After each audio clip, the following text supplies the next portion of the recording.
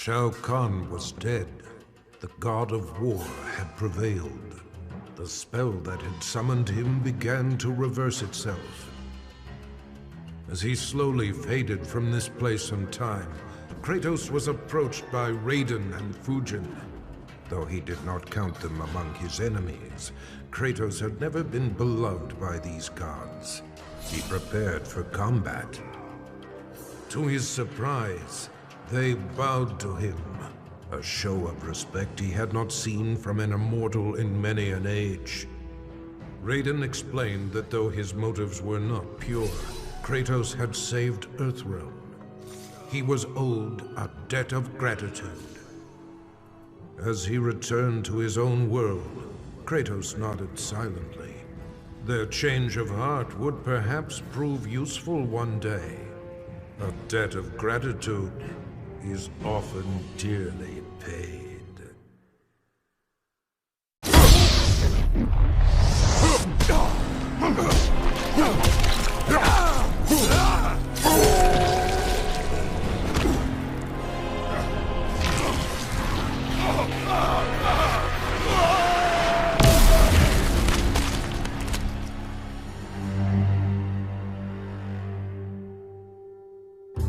Freddy Krueger's bladed hands tore through Shao Kahn.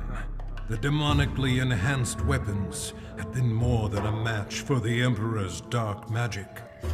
Though Freddy had saved Earthrealm, Nightwolf recognized him as an evil spirit, and in a shamanistic ritual, sent him back to the Dream Realm. But that decision proved ruinous. Freddy did not resist. He welcomed a return to immortality. From the Dream Realm, he will again create a nightmare in Earthrealm.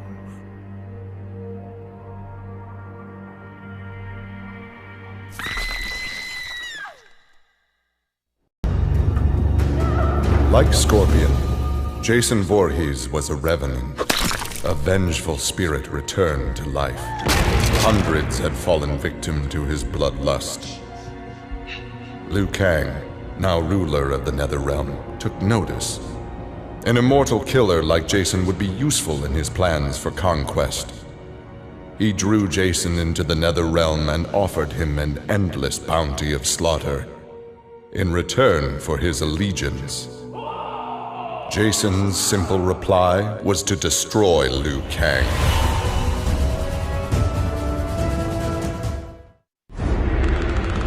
This world called Earth produced many worthy opponents, which made for excellent sport.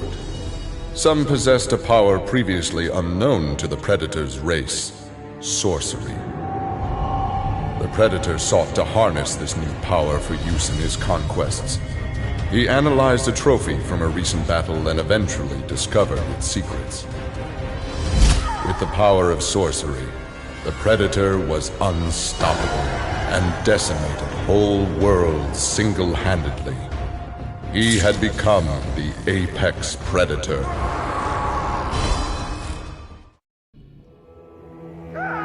Leatherface had cut down the old man in the strange outfit. Maybe now that he was dead, the pretty yellow-haired gum-chewing girl would notice Leatherface. Putting on his fanciest mask, Leatherface found the army camp where the pretty girl could be found most days. He had to cut through a few guards and more than a few of her friends to get to her, but it was worth it. He pulled out the old man's face, which he'd saved for the girl as a present. The girl didn't want the present, and she wasn't being nice. So Leatherface chopped her into tiny pieces for Drayton to use in his chili. He then took off his mask and set to work on the girl's face. If she wasn't going to be his girlfriend, she could be his in other ways.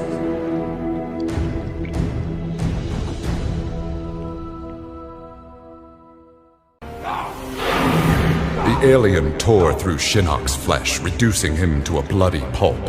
The creature then returned to its nest in Outworld. It continued to venture forth looking for suitable hosts for use in establishing a new hive. The alien found more than a few intriguing species and dragged them back to its lair.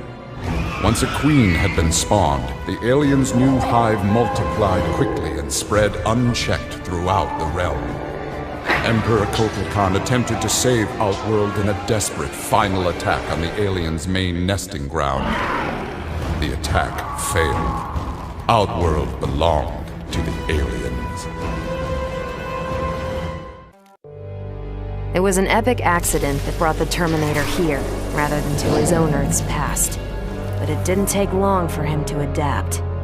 He figured that terminating Kronika and taking her hourglass gave him the best chance at achieving his mission objective: destroying humanity so that the machines prevail. Turns out the hourglass wasn't the ultimate weapon. No matter how many times the Terminator rebooted history, the war between humans and the machines always ended the same, with their mutual destruction. He realized this war was a losing game. The only way to win was not to play. So the Terminator used the hourglass to build a future where machines and humans don't fight. They cooperate. The Terminator knew that to preserve this future, no one else could learn about the hourglass. The information stored in his machine mind was dangerous. It had to be eliminated. That's why the Terminator threw himself into the infinite depths of the Sea of Blood. No one would ever find him, or unlock the hourglass's secrets. If you could ask him about it, he'd tell you he made the only logical choice. But in my book, that machine's a hero. This was my dream vacation. I saw mayhem, mutilation. It was all a gas. For a while. But these nincompoops, they didn't really get me. Not even that pretty boy, Ninja Mime. Good night, sweet prince. I'd finished just about everyone worth finishing in Earthrealm and Outworld, even lovable old Netherrealm. I was a lonely heart in search of new friends. But as luck would have it, I had just the gizmo to find them. And oh, the hourglass spoiled me. Havoc and I are going to be bosom buddies. And what's that? My new pal knows an entire realm devoted to law and order, and he exists solely to disrupt it.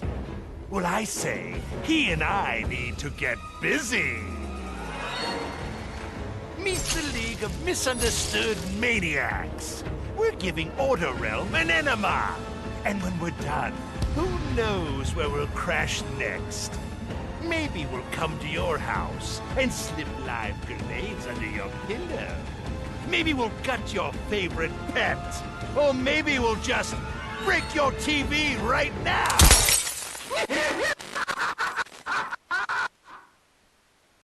I'd snuffed out every devil in hell until Netherrealm invaders showed up to piss me off. It would have cost a lot of power fighting them alone. But they were being hunted by my new friends. Call them Fire and Ice. They argue constantly, which is why I usually like to roll solo.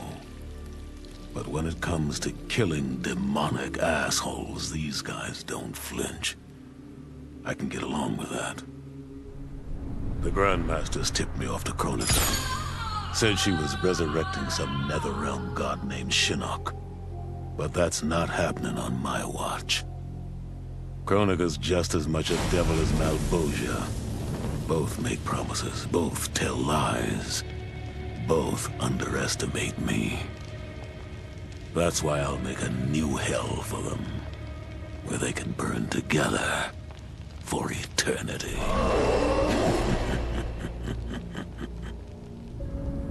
The Netherrealm's locked down, but there's still 8 hells left to purge.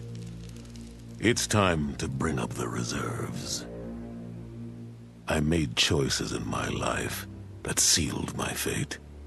I'm beyond redemption. But even the damned are capable of doing some good. So all you devils out there, making false promises and spewing lies, we're coming And you don't have a chance in hell.